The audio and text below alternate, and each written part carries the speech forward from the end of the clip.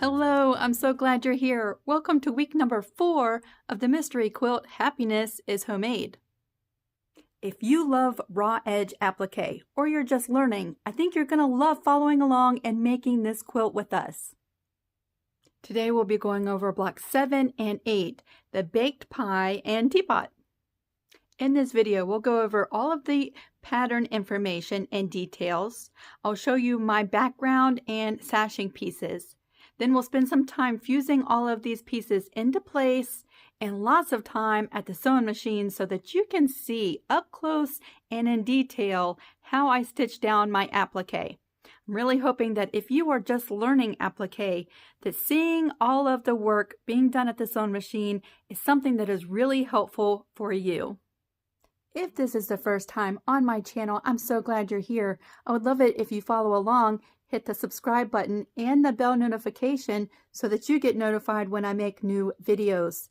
I'd also really love it if you gave this video a thumbs up and shared it with your friends who love raw edge applique. And one more thing before we get started for today. There is a link to the playlist for this whole entire series.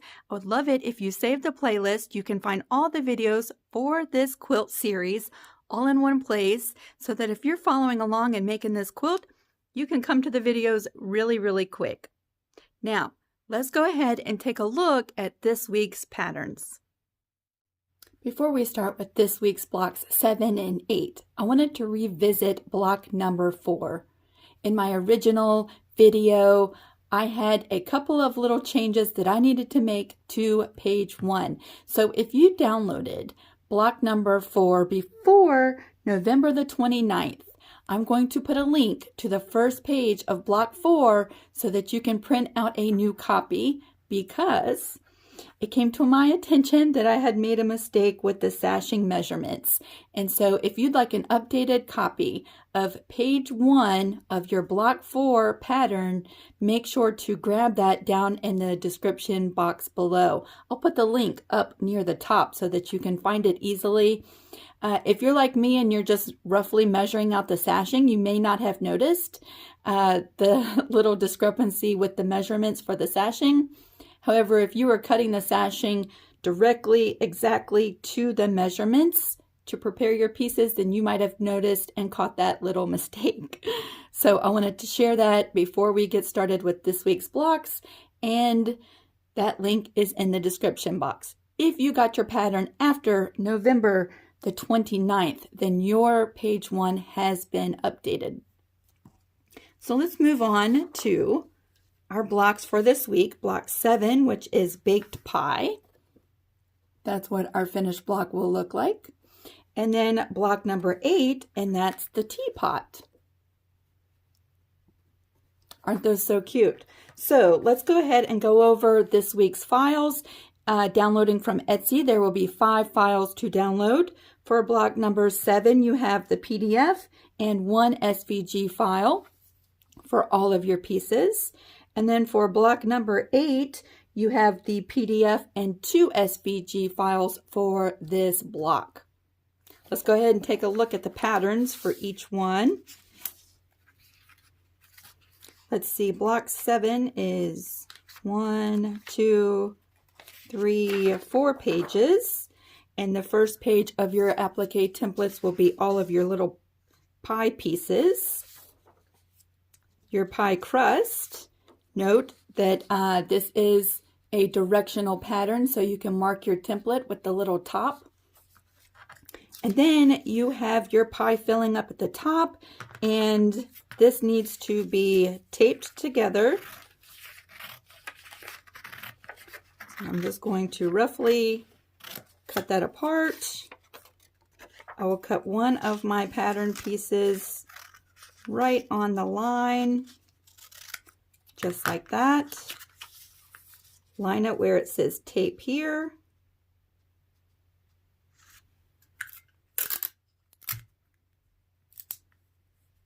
And there is my complete pattern for that piece.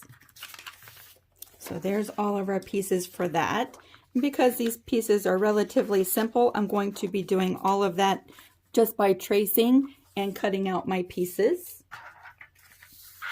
And then for our pattern number 8, block number 8, the teapot, we have all of these pieces, the letters and the handles, the spout and the lid. And then the actual teapot itself is separated on 2 pages, and we will tape this piece together as well. I'm just going to cut on the line one of my pieces and tape that together.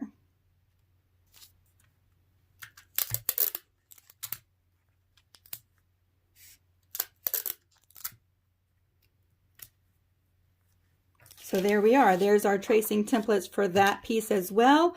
I'll probably end up cutting these out by hand. And so for, let's see, block number 8, I'm going to go ahead and prepare my pieces. You'll see them up here, my background and sashing pieces. And that's what I'm starting with this week. And then for block number 7, I'll show you my pattern pieces right here. I'm ready to go ahead and start tracing all of my template pieces and fusing my applique down. I'll bring you along for that part of the process. As we start fusing the pieces for block number 7 this week, you'll notice here on the screen that I've numbered each one of the bottom pieces of my pie crust. If you label your pieces in this manner, it'll really help when placing all of the pie crust pieces down. Starting with number 1 on the left, I'm removing my papers as I go along and working my way to the right side of the pie. I'm just going to roughly put these into place and bring in the pie filling portion of my applique. You'll notice that I've labeled that with the top direction, and I can remove the paper off of my applique piece. And then the top portion of the crust I've also labeled, and I can remove the paper now and put that down onto the block. Now I can sort and put everything into place and start fusing things down.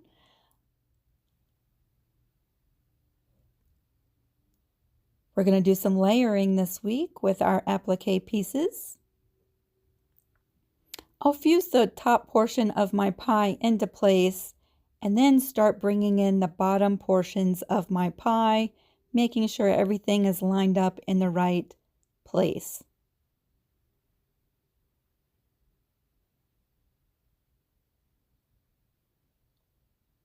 Once everything is down, I'll make sure it's all nice and fused really well. And here is my applique for block number 7. Let's bring over block number 8, the teapot. I'll start with this larger section and I'll just bring in all of the other pieces. Just doing a rough layout to make sure that it's exactly where I want it to be on my block.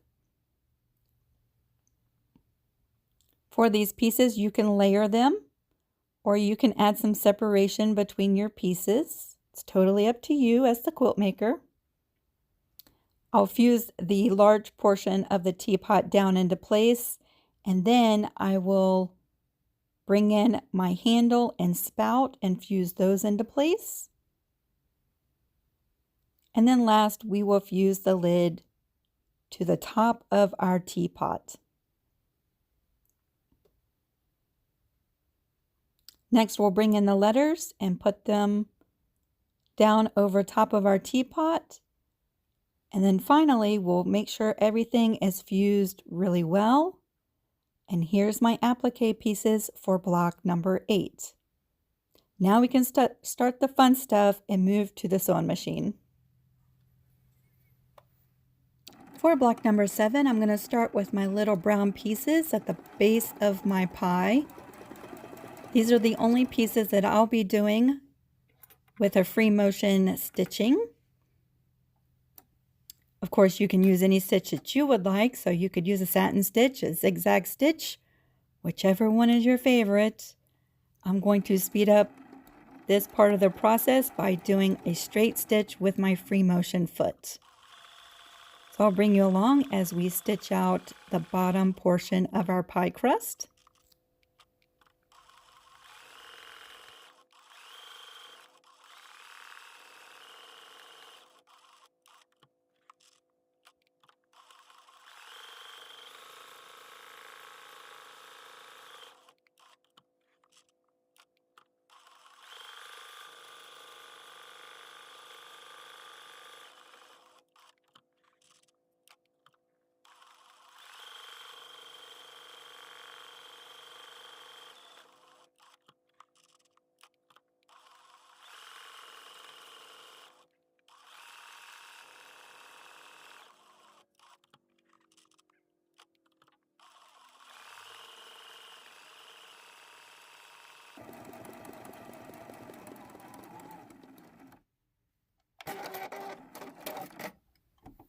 Finishing up this portion of the applique, I'll be switching my foot, and for the remainder of my pieces, I'm going to do a satin stitch. At this part of the process, I do have some tearaway stabilizer underneath of my fabric to keep everything nice and pretty.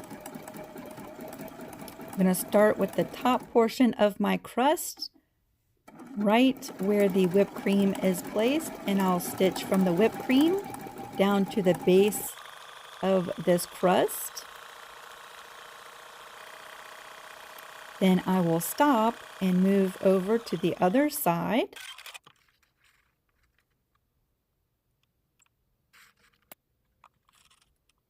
Starting at the pie filling and working my way up to the whipped cream.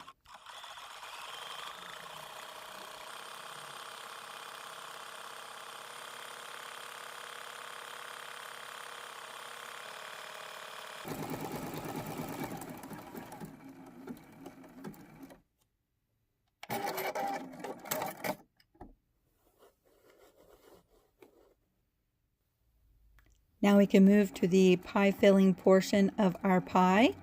Again, I'm doing a satin stitch and I've changed the color of my thread.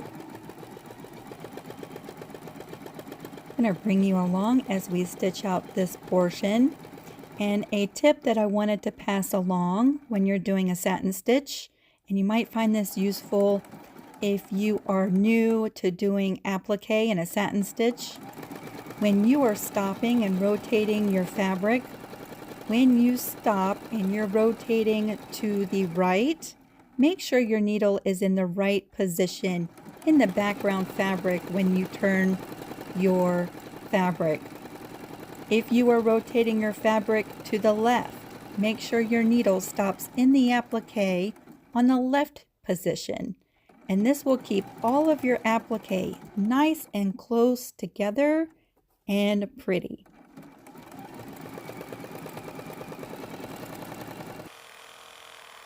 I'll speed this up because this is a rather large piece, and we will stitch this piece together.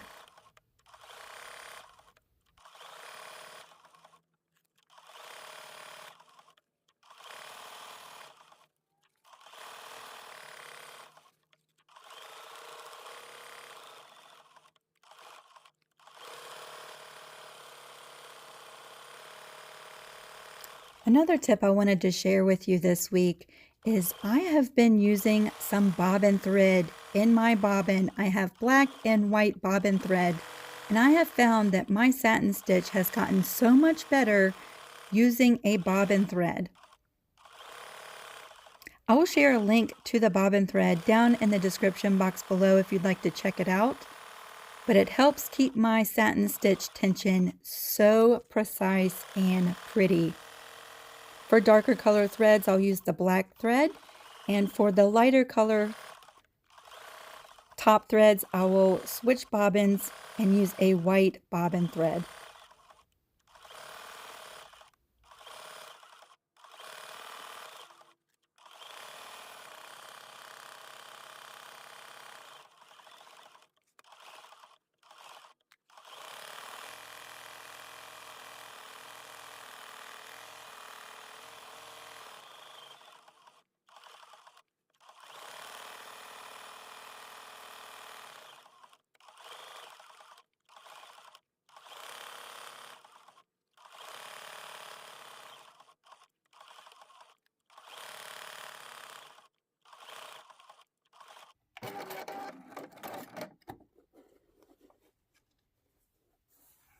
Now that that section is done, we will move up to the tiny little slits in the pie crust and stitch those since they are the same color. I will stitch this one with you and then do the other two off camera to speed up the video for today.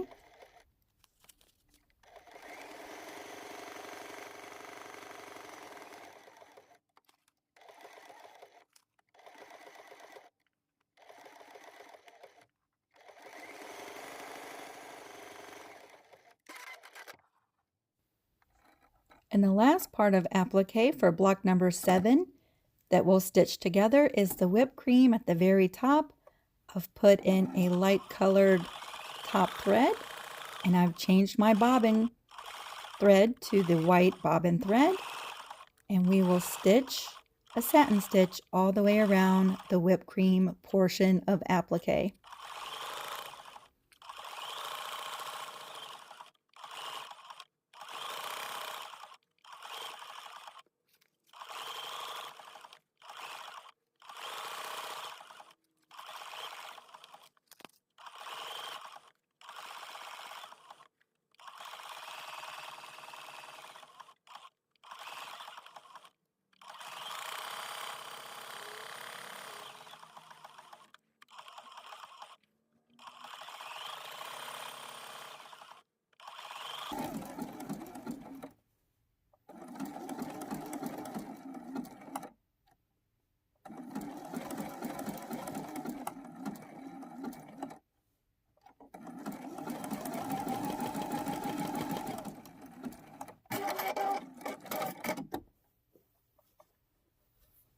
Now that we've finished the applique for block number 7, I wanted to show you the back of my block.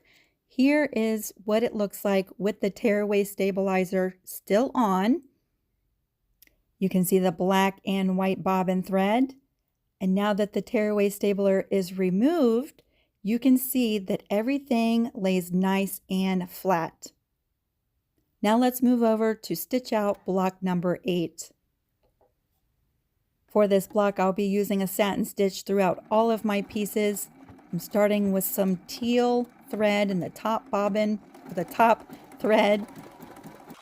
And I'm starting right at the base of my lid and stitching the jar portion of my applique first.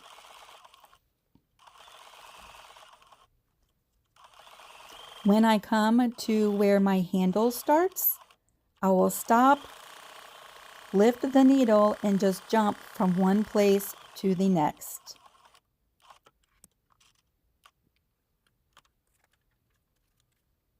I'm adding another piece of stabilizer because this applique is rather large. And I'm not really worried about wasting larger pieces of tearaway stabilizer because once I remove the stabilizer from the back of this block, I'll have really good sized chunks to save for smaller projects.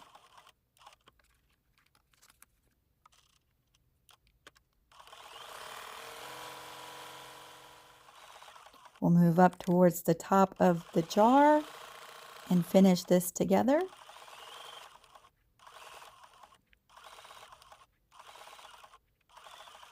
And with the same color thread, I'm going to move down and do an applique stitch on my word T.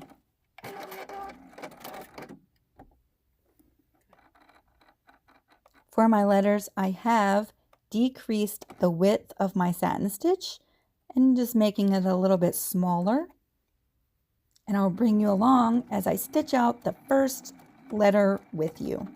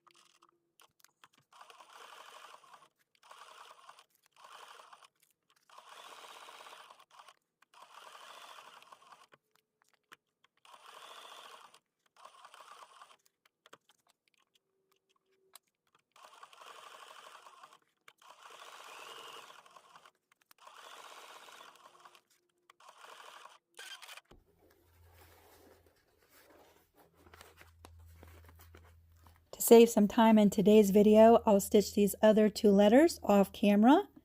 Going to switch the color of my top thread to a brown, and I'll start with my handles, or my handle. We'll stitch this out together.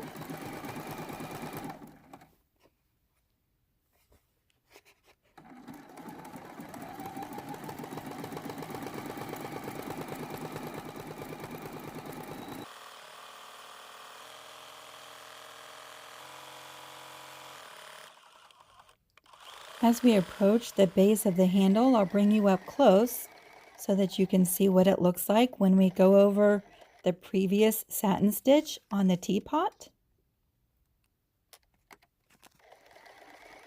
When you sew your applique in the right order when doing layering, your applique that is on top should be done last.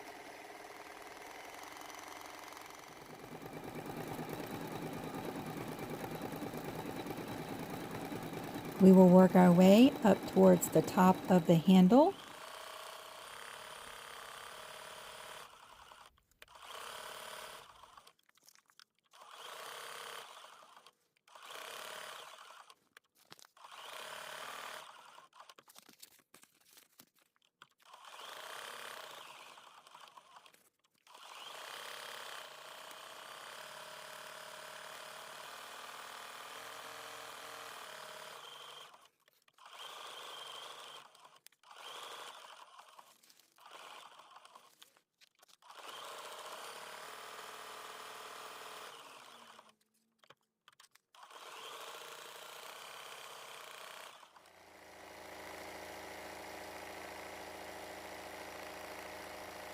Once the handle is finished, we will move up to the top and stitch out the lid. Still using the same color of brown embroidery thread to do the satin stitch.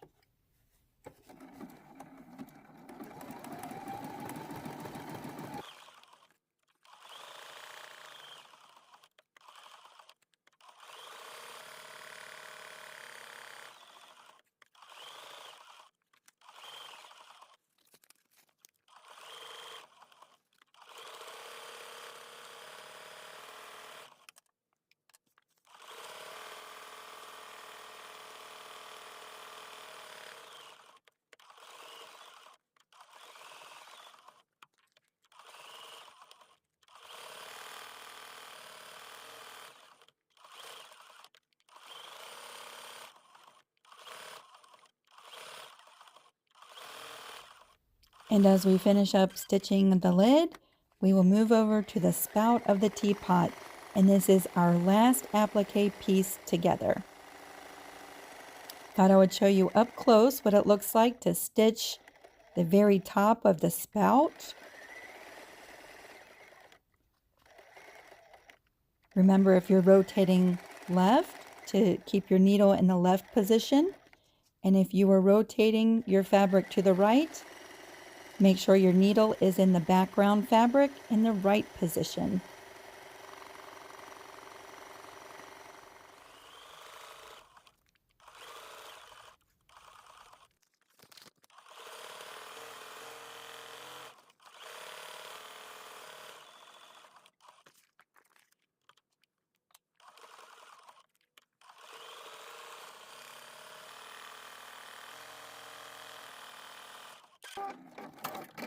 As we finish up block number 8, I'm going to remove the tearaway stabilizer, and we will take a look at the back of this block as well, and you can see how nice and flat everything, all the fabric is laying. So next, let's go ahead and add some sashing. For block number 7, you'll add the top and bottom sashings, press and trim. Then you will add the left and right sashing for block number 7, and this is my finished block. For block number 8, you'll add the left side sashing first, press it open and trim. And then you'll add the bottom sashing, press that open, trim and square up your block. And this is my finished teapot block. I've had so much fun spending some creative time with you today. Even if you're not making this quilt, I'm really glad that you're just watching along and spending some time with me. It's really great to hear from you, so I'd love to hear your comments about this quilt series in the description box below. So let me give you a full look at what this quilt is shaping up to look like. All of my pieces are on the design wall in no particular order. We're not revealing the order of these blocks until the very end of this series. But I'm loving the colors. I'm loving the designs. It's been so much fun. Now, don't forget, I am sharing a slideshow of your pictures. We don't have any this week. I'm thinking everyone is busy for Christmas. But if you'd like to enter your pictures for the slideshow in next week's video, here's the email address. Just send me an email with your pictures and I'd be glad to send it or to add it to the end of next week's video. Okay, we are all done for today. I hope you have so much fun with these 2 blocks, and we'll see you all really soon. Have fun creating. Bye, everybody.